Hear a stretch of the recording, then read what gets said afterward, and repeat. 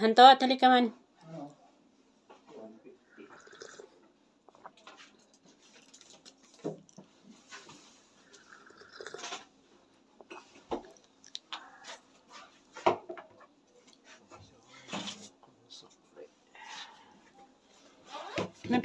May bayad doon sa collection.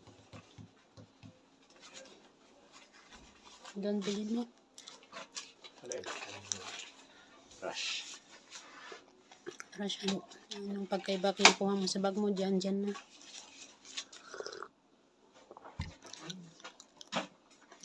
Antalat. Ang ganda sa video. Pero sa personal, hindi. Yung nagpagawa ako ng kurimat-mat, tapos sinabihan akong hindi daw maganda. Ang tanong, asan ang pake ko kung hindi kayo nagagandahan? Kaloka. Alangan naman sabihin kong hindi ito maganda. Alangan naman na ida-down ko tong sarili ko para sa inyo. Sasabihin kong hindi maganda. Ikatawan ko to eh. Kung hindi kayo nagagandahan, wala akong pakialam. My God. Maganda naman ah.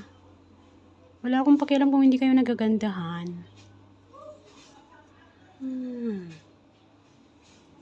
Nagmumukha na nga akong kontrabida eh. Gusto ko to.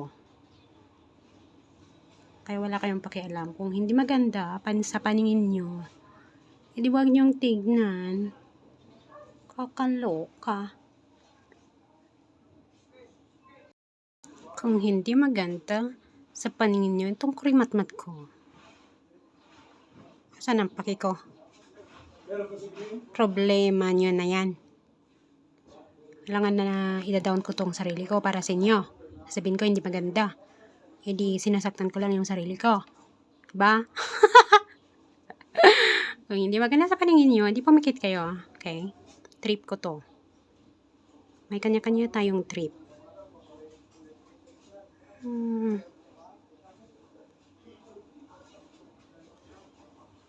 Maganda na nga eh.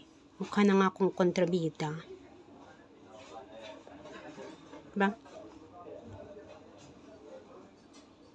Guys, ba't ganyan kayo? Hindi kayo marunong manguto ng tao. Dapat sasabihin yung maganda kahit hindi maganda. Kaysa naman nakaka-hurt kayo ng feelings.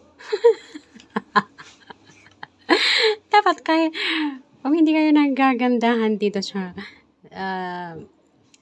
kuribat-bat ko na pinagawa ko, huwag nyo na sabihin hindi maganda. Nakakaloka kayo.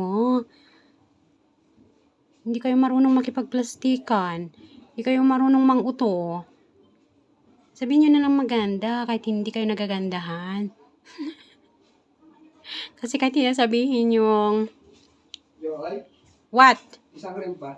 Na? By 15. Okay, fine. Pang carrots. Oh, isa na naman yon yung kasama namin. Umuha ng plastic.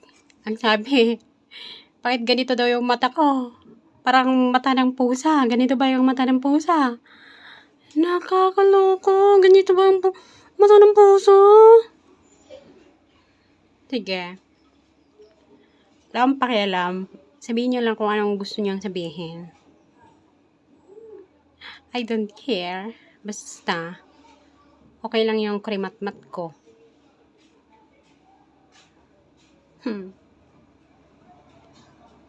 Kailangan naman sasabihin ko talaga itong hindi maganda. Ginastusan ko to, no? Ang masasabi ko lang sa inyo, dapat marunong kayong makipag-plastikan at ano yun? Manguto, ganon. Para hindi kayo nakaka-hurt yung feelings, okay? Kasi hindi ko rin down tong sarili ko. Hindi ko rin sasabihin na hindi maganda. Sarili ko to. Ay. Yun lang, bye. Kaka-hurt kayo ah.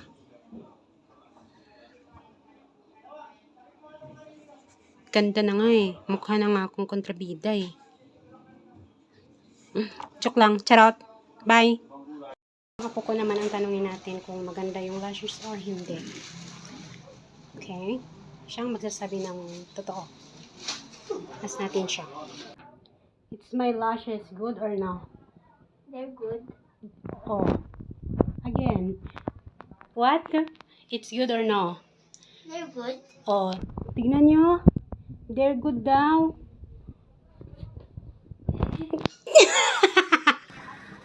Oh. Buti pa yung apo ko, hindi nagsisinungaling.